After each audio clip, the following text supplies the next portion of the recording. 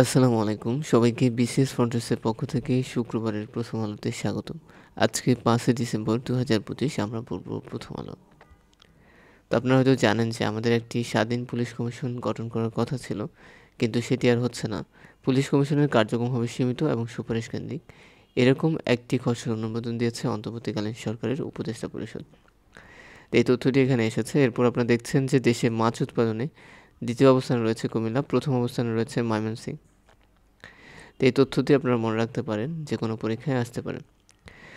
তো সেন্ট মার্টিনের যে জীববৈচিত্র্য সেটি এখন হুমকির মুখে, এবং এটি সরকারি অবহেলা, অনিয়ন্ত্রিত উন্নয়ন হচ্ছে এই জীববৈচিত্র্যকে হুমকির মুখে ঠেলে দিয়েছে।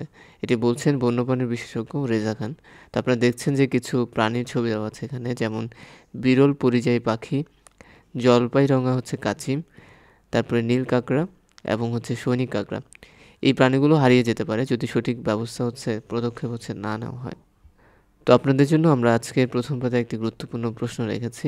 ১৬ই ডিসেম্বরকে জাতীয় দিবস হিসেবে ঘোষণা করা হয় কবে? এটি একটু কমেন্ট সেকশনে জানান। তো আপনারা হয়তো অনেকেই কমেন্ট করেন না। কমেন্ট করলে আপনাদের লাভ হবে। আমি কমেন্ট সেকশনে আপনাদেরকে আরও একটি গুরুত্বপূর্ণ তথ্য দিয়ে দেব। তো এখানে একটি বিষয় এসেছে, দেখেন, নিউমেরিং টার্মিনাল। এটি চট্টগ্রাম বন্দরের একটি টার্মিনাল, এবং এটির দায়িত্ব এখন একটি বিদেশি কোম্পানির হাতে ছেড়ে দেওয়ার প্রক্রিয়ার বৈধতা নিয়ে বাংলাদেশি যুব অর্থনীতিবিদ ফোরামের পক্ষ থেকে এর সভাপতি মির্জা ওয়ালিদ রিট করেছিলেন, যেটি হাইকোর্ট খারিজ করে দিয়েছে। তো আমরা আমাদের আজকের গুরুত্বপূর্ণ কলাম ওষুধ বিশ্লেষণ কলামে চলে এসেছি। বাংলাদেশ ভারতের সম্পর্কের একটি সম্ভাব্য রূপরেখা দিয়েছেন হাসান ফেরদাউস। তো তিনি বলছেন যে ১৯৭১ সালকে সম্মান জানানো মানে রাজনৈতিক অস্ত্র বানানো নয়, বরং তার মূল শিক্ষা সার্বভৌমত্ব, মর্যাদা ও ন্যায় রক্ষা করা। তো যেটি হয়েছে গত ১৫ বছর, ভারত আমাদের থেকে অনেক বাড়তি ফায়দা নিয়েছে বিভিন্ন খাতে, যেমন বাণিজ্য, পরিবহন, সীমান্ত নিরাপত্তা ও বিদ্যুৎ বিপণনের মতো জায়গাগুলোতে। তো এই জায়গায় তারা যে আমাদের থেকে একচেটিয়া সুবিধা নিয়েছে, এটির একমাত্র কারণ আমাদের গত যে সরকার, সে সুযোগ সুবিধা নেওয়ার সুযোগ করে দিয়েছে ভারতকে। তো ১৯৭১ সালে ভারত আমাদের স্বাধীনতা যুদ্ধে অনেক হেল্প করেছে। তার মানে এই না যে ভারত এখনও সেই সুযোগ সুবিধা আমাদের থেকে নিতে থাকবে। তাদের উচিত আমাদের যে সার্বভৌমত্ব আছে, আমাদের যে মর্যাদা আছে, সেটিকে সম্মান জানানো এবং সেটি রক্ষা করতে আমাদেরকে সাহায্য করা। যদি এই মনোভাব থেকে তারা বের হতে না পারে, যে তারা এখনও আগের মতোই বাংলাদেশকে ট্রিট করবে ছোট ভাইয়ের মতো, তাহলে কিন্তু দেখা যাবে যে তাদের সাথে যে সম্পর্ক সেটি আর স্বাভাবিক হবে না। তো এই মনোভাব থেকে ভারতকে অবশ্যই বের হয়ে আসতে হবে। আর এটি বলেছেন হাসান ফেরদাউস। তো এই ছিল আমাদের আজকের অভিমত বিশ্লেষণ কলাম। আপনাদের সাথে কিছু তথ্য শেয়ার করতে চাই। রক্ত সঞ্চালন প্রক্রিয়া আবিষ্কার করেছিলেন উইলিয়াম হার্ভে, এবং হোমিওপ্যাথি স্যামুয়েল হ্যানিম্যান। আর ব্লাড গ্রুপ আপনার কার্ল ল্যান্ডস্টেইনার। কৃত্রিম জীবন হরগোবিন্দ খুরানা। আচ্ছা, বাংলাদেশ থেকে সরাসরি করাচিতে এখন ফ্লাইট যাবে, এবং বাংলাদেশ বিমান এয়ারলাইন্স ঢাকা থেকে করাচিতে সপ্তাহে ৩টি ফ্লাইট চালুর প্রস্তুতি নিচ্ছে বলে জানিয়েছেন পাকিস্তান নিযুক্ত বাংলাদেশি হাই কমিশনার ইকবাল হোসেন খান। তো আপনারা দেখেন, এখানে একটি বিষয় এসেছে যে রিসেন্টলি পুতিন গত বৃহস্পতিবার ভারতে এসেছেন ২ দিনের সফরে, এবং ইউক্রেন যুদ্ধ শুরু হওয়ার পর এটি তার প্রথম ভারতের সফর। এবং এই যে আলোচনা নরেন্দ্র মোদী এবং ভ্লাদিমির পুতিনের মধ্যে, এখানে কিছু বিষয় গুরুত্ব পাবে। বিশেষ করে ভারত এখন প্রতিরক্ষা ব্যবস্থা জোর দিচ্ছে। তো গত বছর যে যুদ্ধ হয়েছে সেখানে ভারত একটু ভালনারেবল স্টেজে ছিল, তাই তারা প্রতিরক্ষা ব্যবস্থা একটু শক্তিশালী করতে চায়। এখন আলোচনায় রয়েছে যে S-400 আকাশ প্রতিরক্ষা সরবরাহ করবে রাশিয়া ভারতকে, এবং রাশিয়া থেকে ভারত কিছু যুদ্ধ বিমান কিনতে পারে। তো এখানে আরও একটি বিষয় এসেছে যে যুক্তরাষ্ট্রের প্রেসিডেন্ট ডোনাল্ড ট্রাম্প ভারতের অধিকাংশ পণ্যের উপর যে ৫০% শুল্ক আরোপ করেছে রাশিয়া থেকে তেল আমদানির জন্য। এই বিষয়গুলো হয়তো আলোচনায় থাকবে। এখন দেখা যাক পুতিনের এই সফর দুই নেতাকে বিশ্ব পরিস্থিতির পাশাপাশি ইউক্রেনে কী ঘটছে সে বিষয়ে আলোচনার সুযোগ করে দেবে। তো পাশে একজন মানুষকে দেখতে পাচ্ছেন, নেলসন ম্যান্ডেলা। আজকে তার মৃত্যুবার্ষিকী, এবং তিনি একটি অনুপ্রেরণার নাম। তার একটা বিখ্যাত বই আছে, the long walk two freedom. তো আপনারা যদি ওনার কোনো বিখ্যাত কোট জানেন, এটা একটু কমেন্ট সেকশনে জানাতে পারেন। তো এই ছিল আমাদের আজকের আন্তর্জাতিক অংশ। আমরা আপনাদেরকে আরেকটা টাইমলাইন দিতে চাই। এখানে আপনারা দেখছেন যে জেনারেশন জেড ১৯৯৭ থেকে ২০১২, এবং জেনারেশন আলফা ২০১৩ থেকে ২০২৪, আর বিটা ২০২৫ থেকে ২০৩৯। অর্থ বাণিজ্য কলামে কিছু বিষয় গুরুত্ব পাচ্ছে। আপনারা দেখছেন যে ডলারের দাম কমছে, এবং ২০২৭ সালের মধ্যে রাশিয়া গ্যাস হচ্ছে কেনা বন্ধ করবে হচ্ছে ইউরোপ, এবং এটি কমপ্লিটলি তারা হচ্ছে 2027 সালের মধ্যে বন্ধ করে দেবে।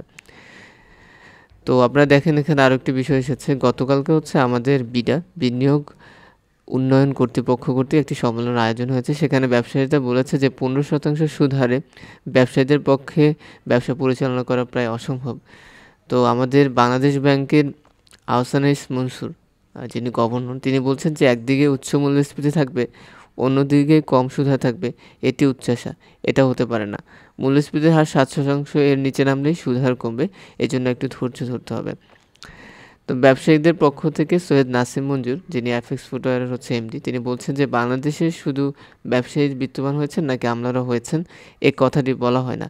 যে টাকা পাচার করা হয়েছে তার মধ্যে সবচেয়ে বেশি পাচার করেছেন আমলারা। আমরা ব্যবসায়ীরা এই দায় নিতে চাই না। আর আমাদের জ্বালানি সম্পদ ও খনিজ উপদেষ্টা বলছেন যে সরকার গ্যাস কোম্পানিগুলোর ক্ষমতার অপব্যবহার কমাতে সংস্কার উদ্যোগ নিয়েছে। এরপর আপনারা এখানে একটা বিষয় দেখেন, সেটা হচ্ছে গত সেপ্টেম্বর পর্যন্ত হচ্ছে ব্যাংক খাতের বিতরণ করা মোট ঋণের পরিমাণ ছিল 18,03,840 কোটি টাকা, এবং যার মধ্যে 35.73% হচ্ছে এখন ঋণ খেলাপি। এই যে মানুষজন টাকা নিয়ে আর টাকা ফেরত দিতে চায় না, এই বিষয়টা আমাদের অর্থনৈতিক অবকাঠামোকে দিন দিন আরও বেশি দুর্বল করছে। তো আপনারা দেখছেন যে এখানে রপ্তানিতে টানা 4 মাস হচ্ছে ঋণাত্মক প্রবৃদ্ধি। শীর্ষ 5 খাতের মধ্যে চামড়া ও চামড়াজাত পণ্য ছাড়া বাকি 4টির রপ্তানি হচ্ছে গত নভেম্বর মাসে কমেছে, এবং এর মূল কারণ হচ্ছে আপনারা জানেন যে আমাদের পোশাক শিল্প হচ্ছে সবচেয়ে বেশি রপ্তানি হয়ে থাকে। তো এই পোশাক শিল্পের যে রপ্তানির বড় বাজার, তার একটি হচ্ছে মার্কিন যুক্তরাষ্ট্র, আর কিছু ইউরোপিয়ান দেশ আছে যারা আমাদের থেকে পোশাক ক্রয় করে থাকে।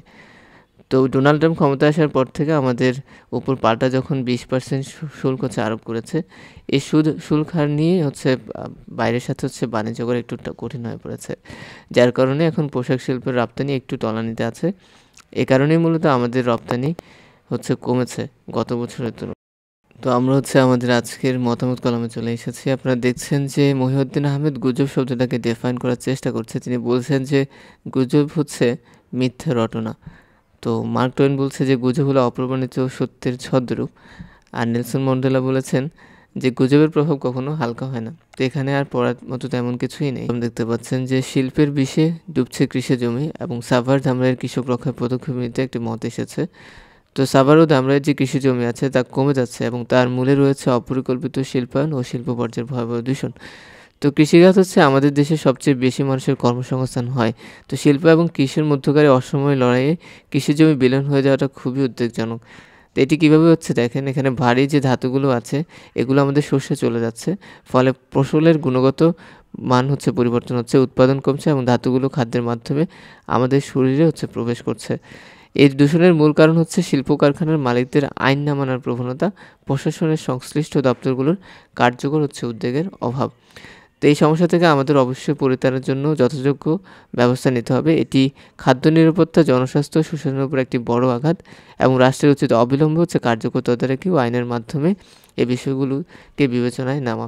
এখানে একটা বিষয় দেখেন যে ট্রাম্পের শুল্কের আঘাতে বড় সংকটে হচ্ছে ভারত, এবং এই বিষয়টি এখানে খুব ভালোভাবে এসেছে যে যুক্তরাষ্ট্র হচ্ছে ভারতীয় কার্পেট গুলিচের সবচেয়ে বড় বাজার হচ্ছে ভারতের জন্য, এবং চলতি বছরে যখন ডোনাল্ড ট্রাম্প হচ্ছে ভারতের উপর শুল্ক বাড়িয়ে 50% করেছে, তখনই দেখা যাচ্ছে যে ভারত আর যুক্তরাষ্ট্রের সাথে যে সম্পর্ক সেটি আর স্বাভাবিক করতে পারছে না। এখন ভারতের যে শিল্প প্রতিষ্ঠানগুলো আছে তারা কিন্তু ব্যাপকভাবে ক্ষতিগ্রস্ত হচ্ছে। এই জায়গায় ভারত কীভাবে হচ্ছে উঠতে পারে, এখানে সবচেয়ে যে খাতটি ক্ষতিগ্রস্ত হচ্ছে তা হচ্ছে গয়না এবং হচ্ছে রত্ন শিল্প। তো যুক্তরাষ্ট্রের সাথে ভারত টাক্কা দিতে হলে এখানে কি করতে হবে, যে ভারতের ক্ষতি কমাতে হলে একটি পরিকল্পিত বহুমুখীকরণ কৌশল দরকার। শুরুতেই ভারতকে গ্লোবাল সাউথের দেশগুলির সঙ্গে বাণিজ্য সম্পর্ক আরও শক্ত করতে হবে। একই সঙ্গে বাংলাদেশ, শ্রীলঙ্কা, নেপালের মতো প্রতিবেশী দেশগুলোর সঙ্গে একীভূত আঞ্চলিক টেক্সটাইল পোশাক সরবরাহ ব্যবস্থা গড়ে তুলতে হবে। তাহলে যুক্তরাষ্ট্রের সরাসরি রপ্তানি কমলেও ভারত বিশ্বব্যাপী পোশাক শিল্পের একটি গুরুত্বপূর্ণ অংশ হয়ে থাকতে পারবে। তো আপনারা আশা করছি বুঝেছেন যে এখানে আসলে ভারত কীভাবে নিজেদের অবস্থা হচ্ছে শক্ত করতে পারে, এবং ট্রাম্প যখন ভারতের উপর 50% শুল্ক আরোপ করে, এর বিপরীতে ভারত কিন্তু কিছুই করতে পারেনি, কারণ ভারতের ওই ট্রাম্প কার্ড হচ্ছে নেই। এটা ভালোভাবে হচ্ছে আমেরিকা জানে। কিন্তু চীনের ক্ষেত্রে কিন্তু বিষয়গুলো অনেক ডিফারেন্ট, কারণ চীনের অর্থনীতি অনেক শক্তিশালী, এবং তাদের সাথে কিন্তু বাণিজ্যিক অংশীদার আছে অনেক রাষ্ট্র। এ কারণে চীনকে হচ্ছে খুব সহজে হচ্ছে চাপে ফেলা রাখা যায় না। তো আমরা আমাদের আজকের পত্রিকার সর্বশেষ অংশে চলে এসেছি। আপনারা যারা ভিডিওগুলো দেখছেন একটু লাইক করে দেবেন। নারীবান্ধব নির্বাচনী ইশতেহার চাই, এটি বলেছেন। এটি আলোচনায় উঠে এসেছে। রিসেন্টলি নারী ম্যানিফেস্টো অন্তর্ভুক্তিমূলক জাতীয় নির্বাচন শীর্ষক গোলটেবিল আলোচনায় কিছু বিষয়ে গুরুত্ব দেওয়া হচ্ছে। এখানে ১২টি বিষয় অঙ্গীকার থাকার উপর জোর দেওয়া হয়। সেগুলো নারীর প্রতি সহিংসতা বন্ধ, নারীর রাজনৈতিক প্রতিনিধিত্ব নেতৃত্ব, সাইবার নিরাপত্তা, চলাফেরার নিরাপত্তা, আইনের সমান অধিকার, জেন্ডার সংবেদনশীল পাঠ্যক্রম, প্রজনন স্বাস্থ্য অধিকার, ধর্মীয় অপব্যাখ্যা ও সাংস্কৃতিক বাধা দূর করা, প্রান্তিক নারীদের অন্তর্ভুক্তি, মানসিক স্বাস্থ্য ইত্যাদি পরিবর্তনের ঝুঁকির ক্ষেত্রে নারীর ন্যায্যতা নিশ্চিত করতে হবে। তো এই বিষয়গুলো রাজনৈতিক এজেন্ডার মধ্যে তারা দেখতে চায়। তো এই বিষয়গুলো আলোচনায় ছিল। আপনারা দেখেন এখানে BRTC, Bangladesh road transport corporation, যেটি একটি রাষ্ট্রীয় মালিকানাধীন সংস্থা এবং এটি সড়ক পরিবহন ও যাতায়াত ব্যবস্থার উন্নয়ন ও নিয়ন্ত্রণের জন্য কাজ করে থাকে। আর BSTI, Bangladesh standards and testing institute, এটি শিল্প মন্ত্রণালয়ের অধীনে একটি সরকারি স্বায়ত্তশাসিত প্রতিষ্ঠান যা মূলত সেবা ও পণ্যের গুণগত মান নিয়ন্ত্রণের উদ্দেশ্যে গঠিত। আর দুটি সংস্থা আছে বিআরটি, এরা ড্রাইভিং লাইসেন্স প্রদান করে থাকে। আর BTRC, Bangladesh telecommunication and regulatory commission. তো ধন্যবাদ সবাইকে যারা ভিডিওটি শেষ পর্যন্ত দেখেছেন। দেখা হচ্ছে পরের কোনো ভিডিওতে। সে পর্যন্ত ভালো থাকবেন, সুস্থ থাকবেন। আসসালামু আলাইকুম।